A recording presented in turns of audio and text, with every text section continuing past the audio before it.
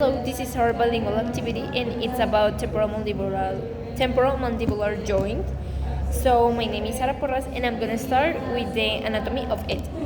So, in first place we have the bones. The condyle, the top of the lower lobe, fits into a sock in the temporal bone. Between them, it's a rubbery articular disc that prevents the bone-to-bone friction. In the second place, we have the ligaments. Temporomandibular ligament and this phenomandibular ligament act as a safety ropes. They hold the joint capsule together so your jaw doesn't dislocate. And the third, the muscles. The masseter and temporalis give you crushing power to close your jaw, while the lateral and medial pericoidae slide it forward side to side, like this. So, in a few words, bones fit, ligaments limit, and muscles move. My name is Isabel Sofía Velázquez Vaca, and this moment I'm gonna explain the osteokinematics. It's a visible and it's a voluntary movement of the mandible and is related to the skull.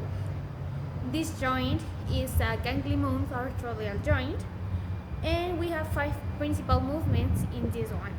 We have depression when you open your mouth like this, and elevation when you close your mouth. And we have another two that are protrusion when it's your way of forward when you do like this movement, and when you do retrusion is when you backward your mandible like this.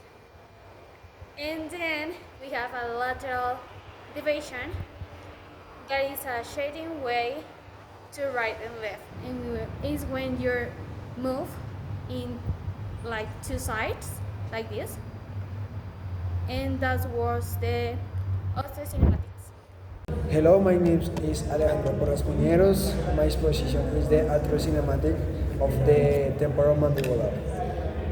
The temporomandibular joint is is ganglion arthroidal joint meaning it performs both hinge rotation and the gliding translation movements. These movements occur into separate space divided by the articular disc. The core mechanic rotation occurs in the inferior compartment, the condyle and the disc.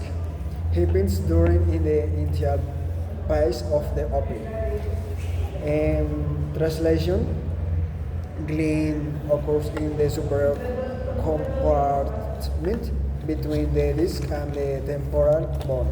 It happens as the jaw opens wider of motor moves forward, allowing the condyle to slide down the articular eminence K movements. Opening starts